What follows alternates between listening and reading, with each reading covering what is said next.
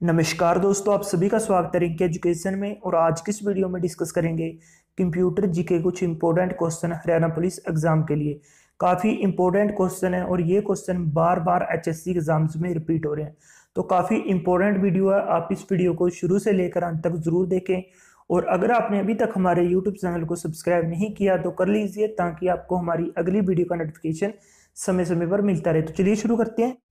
देखिए, सबसे पहले फर्स्ट क्वेश्चन देख लेते हैं कि बैंकों में चेकों को पढ़ने के लिए निम्न में से कौन सी विधि का प्रयोग किया जाता है। और जो इसका राइट आंसर है वो है ऑप्शन सी, MICR विधि का। ये MICR विधि का प्रयोग किया जाता है बैंकों में चेकों को पढ़ने के लिए। सबसे पहले हम MICR की फुल फॉर्म देख लेते हैं। देखिए, MICR की जो फुल फॉर्म है वो है magnetic ink character recognition. Magnetic ink character recognition इसकी फुल फॉर्म है। और जो मान लीजिए ये आपका चेक है और इसके नीचे एक 9 अक्षर लिखे होंगे, वो ही होगा आपका MICR कोड। तो MICR कोड में एक स्पेशल इंक यूज की जाती है, वो होती है आयरन ऑक्साइड। जो स्पेशल इंक यूज की जाती है उसमें आयरन ऑक्साइड का जो प्रयोग किया जाता है। और 9 अक्षर होते हैं। जो पहले 3 अक्षर होते हैं वो होते हैं आपका सिटी कोड, और जो अगले 3 अक्षर होते हैं वो होते हैं आपका बैंक कोड, और जो अगले 3 अक्षर होते हैं वो होते हैं आपका बैंक ब्रांच कोड। देखिए, सबसे पहले जो पहले 3 नंबर होंगे वो होंगे आपका सिटी कोड, मीन्स कि किस सिटी का ये चेक है। और जो दूसरे 3 अक्षर होंगे वो होंगे बैंक कोड, मीन्स कि कौन से बैंक का चेक है। और जो तीसरे 3 नंबर होंगे वो होंगे आपका बैंक ब्रांच, मीन्स कि कौन सी ब्रांच का चेक है। तो ये होते हैं पूरे 9 अक्षरों के मीनिंग जो आपका MICR कोड में होते हैं। और मान लीजिए आपका अकाउंट है वो है SBI में, और आपके पास जो चेक है वो है HDFC का। तो आप HDFC का चेक SBI बैंक में लगाओगे तो उसमें जो क्लियरिंग में दिक्कत आएगी, तो वो उसके निपटाने के लिए MICR का प्रयोग किया गया है। मीन्स कि MICR विधि से क्या होता है कि जो चेक है वो बहुत ही जल्दी क्लियर हो जाता है। और किसी भी अदर बैंक का चेक किसी भी अदर बैंक में लगाएंगे तो बहुत जल्दी उसको पता लगा लेते हैं MICR कोड के कि किस बैंक का चेक है, किस ब्रांच का जो ये चेक है और किस सिटी का ये चेक है। तो ये फायदा है MICR कोड का। देखिए, नेक्स्ट क्वेश्चन देख लेते हैं कि GUI का पूर्ण रूप क्या है। मीन्स की GUI की फुल फॉर्म क्या है। और इसका जो राइट आंसर है वो है option D, graphical user interface. देखिए, काफ़ी इंपॉर्टेंट क्वेश्चन है और ये भी क्वेश्चन बार बार रिपीट हो रहा है। इस क्वेश्चन को अलग अलग तरीके से पूछ रहे हैं कि GUI का काम क्या है, GUI कहाँ यूज किया जाता है, GUI की फुल फॉर्म क्या है। तो जो इसकी फुल फॉर्म है वो है ग्राफिकल यूजर इंटरफेस। और इसके बाद हम समझते हैं कि GUI का मीन्स की ग्राफिकल यूजर इंटरफेस का काम क्या है। देखिए, आज से 6-7 साल पहले आपने देखा होगा कि नोकिया 1100 फ़ोन काफ़ी फेमस थे। नोकिया 1100, 1108, 1110। तो ये फ़ोन थे, ये थे पूरे ब्लैक एंड वाइट। मीन्स कि जब आप इनकी स्क्रीन में देखते थे ना तो आपको बिल्कुल ब्लैक एंड वाइट दिखता था। मीन्स कि कोई भी आप आइकॉन में जाते थे, ठीक है, आप मेन्यू में जाते थे तो आपको आइकॉन दिखते थे। मीन्स कि मैसेज का आइकॉन, कॉन्टैक्ट का आइकॉन, और जो सॉन्ग्स वगैरह चलते थे उनमें FM रेडियो वगैरह उनके आइकॉन वो बिल्कुल ब्लैक एंड वाइट होते थे। और जो उनके नीचे अक्षर होते थे लिखे हुए वो सफ़ेद में होते थे, और जो ऊपर आइकॉन होता था वो ब्लैक में होता था। मीन्स कि ब्लैक एंड वाइट फ़ोन और ब्लैक एंड वाइट आइकॉन। तो जो उनका ग्राफिकल यूजर इंटरफेस था वो काफ़ी अच्छा नहीं था। अब क्या हुआ है, अब उनकी जगह पर आए हैं एंड्रॉयड फ़ोन। एंड्रॉयड लगा लीजिए, iOS लगा लीजिए, जहाँ आपके विंडो फ़ोन।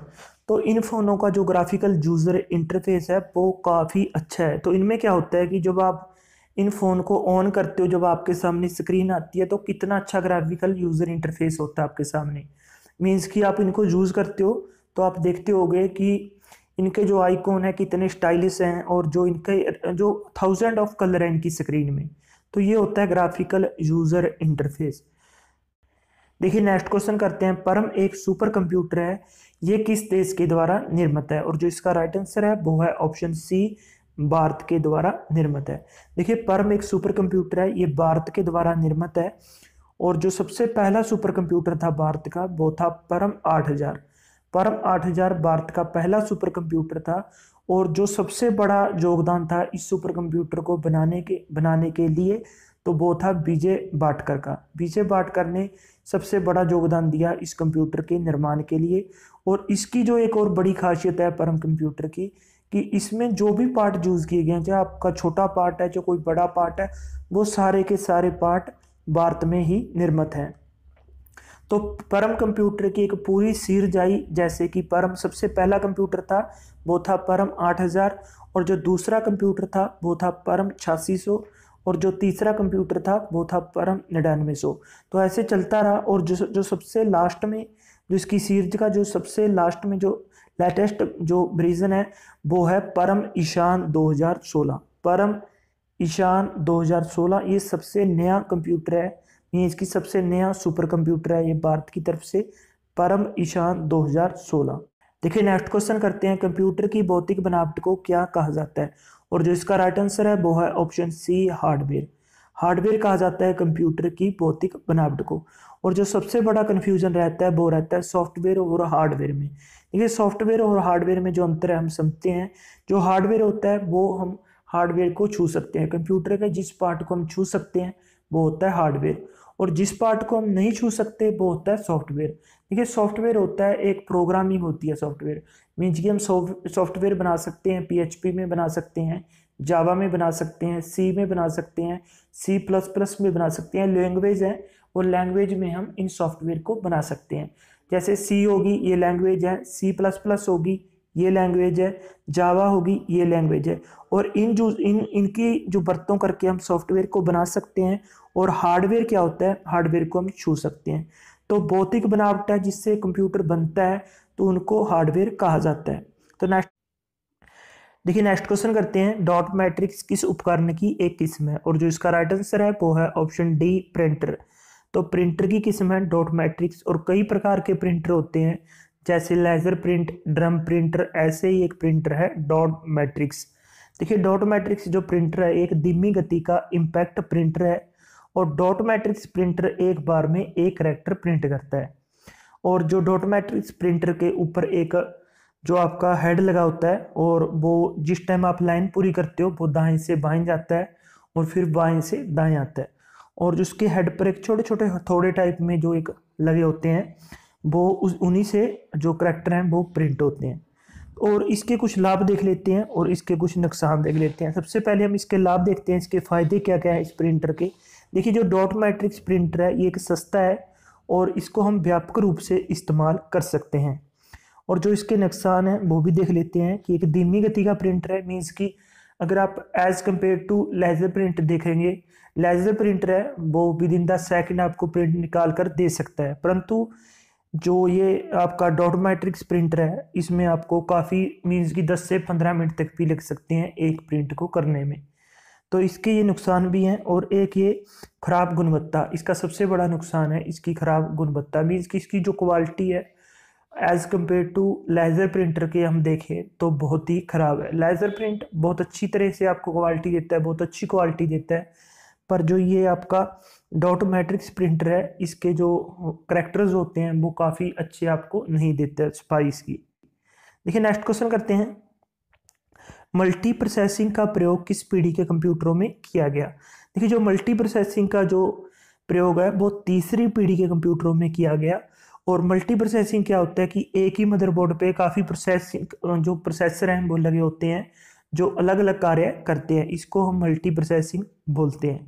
देखिए नेक्स्ट क्वेश्चन करते हैं, विश्व का पहला सुपर कंप्यूटर कब बना? देखिए विश्व का जो सबसे पहला सुपर कंप्यूटर था वो बना था 1979 में। तो इसका जो ऑप्शन सी होगा वो इसका राइट आंसर होगा। और जो विश्व का सबसे पहला सुपर कंप्यूटर था इसका नाम देखें तो वो था क्रय K1S। क्रय K1S इसका पूरा नाम था और ये अमेरिका ने बनाया था। अगर हम बात करें भारत का जो सबसे पहला सुपर कंप्यूटर था वो था परम सुपर कंप्यूटर। परम 8000 सुपर कंप्यूटर ये भारत का पहला सुपर कंप्यूटर था और ये बनाया गया था 1998 में। अगर बात करें विश्व का सबसे तेज सुपर कंप्यूटर की तो वो चाइना ने बनाया है, उसका नाम है तन्हे 2। तन्हे 2 उसका पूरा नाम है और ये चाइना ने बनाया है। और जो विश्व का सबसे पहला सुपर कंप्यूटर है ये बनाया है अमेरिका ने और इसका नाम है क्रय K1S। देखिए नेक्स्ट क्वेश्चन करते हैं, भारत में निर्मित जो प्रथम कंप्यूटर है उसका नाम क्या है? जो इसका राइट आंसर होगा वो होगा option C, Siddharth. Siddharth computer है, ये भारत में निर्मित प्रथम कंप्यूटर है। देखिए नेक्स्ट क्वेश्चन करते हैं, इनमें से कौन सा एक सर्च इंजन नहीं है? और इसका जो राइट आंसर है वो है ऑप्शन डी, माइक्रोसॉफ्ट। देखिए माइक्रोसॉफ्ट एक सर्च इंजन नहीं है, माइक्रोसॉफ्ट एक कंपनी है। और जो ऑप्शन में एक गूगल है ये भी एक सर्च इंजन है, और जाहू भी एक सर्च इंजन है, और एक बाइदू ये भी सर्च इंजन है चीनी और जापानी लैंग्वेज का। देखिए नेक्स्ट क्वेश्चन करते हैं, गणना और तुलना के लिए कंप्यूटर के किस भाग का प्रयोग किया जाता है? और जो इसका राइट आंसर है वो है option C, ALU। ALU means की अर्थमेटिक लॉजिकल यूनिट। देखिए अर्थमेटिकल लॉजिकल यूनिट का प्रयोग किया जाता है गणना और तुलना के लिए। देखिए नेक्स्ट क्वेश्चन करते हैं, निम्नलिखित में से कौन सी कंप्यूटर की भाषा नहीं है? और जो इसका राइट आंसर है वो है ऑप्शन सी, रोम। देखिए रोम कंप्यूटर की भाषा नहीं है, कंप्यूटर की एक लैंग्वेज नहीं है। इसमें से फोटोन ये भी कंप्यूटर की लैंग्वेज है जो IBM कंपनी द्वारा निर्मित है, IBM कंपनी द्वारा बनाई गई है। कोबोल ये भी कंप्यूटर की लैंग्वेज है, और जो सी है ये भी कंप्यूटर की लैंग्वेज है। और जो अन्य कंप्यूटर की लैंग्वेज है एक बार वो भी देख लेते हैं। सी ये भी कंप्यूटर की लैंग्वेज है, C++ ये भी कंप्यूटर की लैंग्वेज है, PHP ये भी कंप्यूटर की लैंग्वेज है, जावा ये भी कंप्यूटर की लैंग्वेज है, और अन्य काफ़ी लैंग्वेज हैं जो आपको नीचे जो आपकी डिस्क्रिप्शन में मैं आपको इनकी PDF डाल दूंगा। देखिए नेक्स्ट क्वेश्चन करते हैं, फोर्टन भाषा का आविष्कार किस कंपनी ने किया था? और जो इसका राइट आंसर है वो है IBM। देखिए IBM एक बहुत बड़ी IT सेक्टर की कंपनी है और जिसने फोर्टन भाषा का आविष्कार किया है। ये फोर्टन भाषा बहुत जो सक्सेस लैंग्वेज रही है कंप्यूटर की, और काफ़ी इस्तेमाल किया गया फोर्टन भाषा का। देखिए नेक्स्ट क्वेश्चन करते हैं, HTML का पूर्ण रूप क्या है? और जिसका राइट आंसर है वो है option C, hyper text markup language. ये काफ़ी इंपॉर्टेंट क्वेश्चन है, आप इसको रट लीजिए, इसको नोट कर लीजिए। काफ़ी इंपॉर्टेंट क्वेश्चन है, आपको HSC के 50% एग्जाम्स में ये क्वेश्चन देखने को मिल जाता है।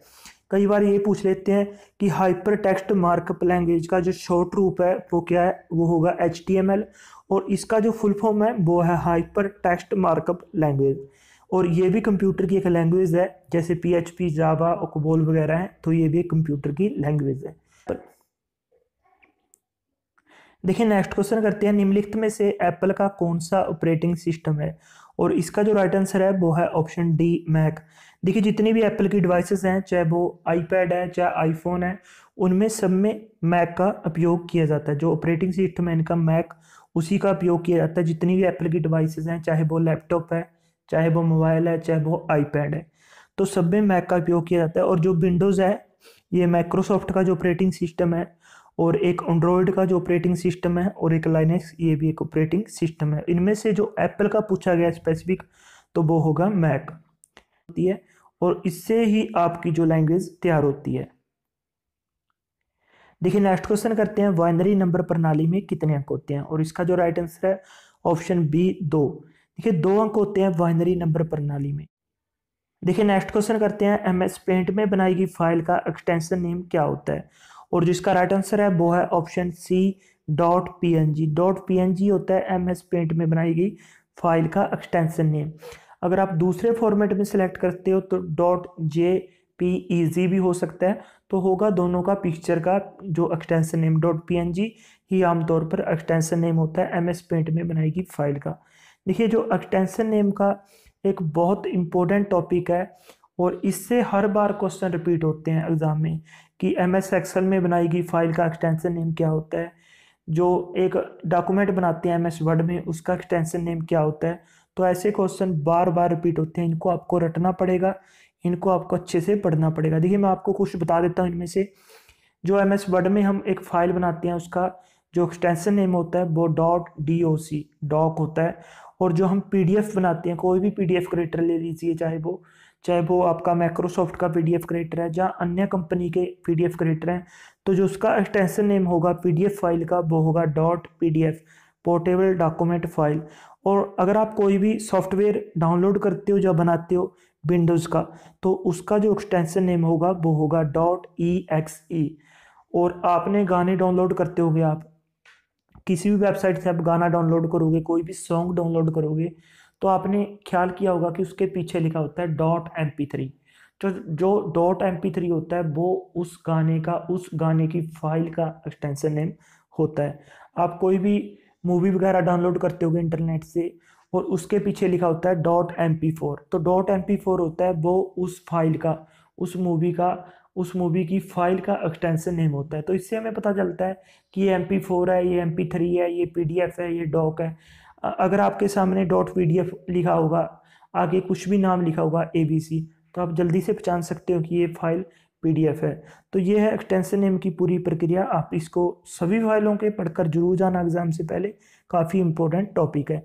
तो आज की वीडियो में बस इतना ही। अगर आपको हमारी यह वीडियो पसंद आए तो इसे लाइक ज़रूर करें, और अगर आपने अभी तक हमारे यूट्यूब चैनल को सब्सक्राइब नहीं किया तो कर लीजिए, ताकि आपको हमारी अगली वीडियो का नोटिफिकेशन समय समय पर मिलता रहे। देखिए, आपके लिए एक और न्यूज़ है। आप किसी भी नई गवर्नमेंट जॉब की जानकारी लेना चाहते हो तो यूट्यूब पर एक बहुत ही अच्छा चैनल है जॉब संसार के नाम से। आप उसे यूट्यूब पर सर्च कर सकते हो जॉब संसार के नाम से। तो वो आपको नई नई गवर्नमेंट जॉब्स की जानकारी प्रोवाइड करवाते हैं। तो काफ़ी अच्छी टीम है और काफ़ी अच्छी जानकारियाँ आपको वहाँ से मिल सकती हैं। अगर आपको वो चैनल अच्छा लगे तो उसको सब्सक्राइब ज़रूर करें, और जो नई नई गवर्नमेंट जॉब्स हैं उनकी जानकारी जल्दी से पाएँ। तो आज की वीडियो में बस इतना ही। धन्यवाद दोस्तों।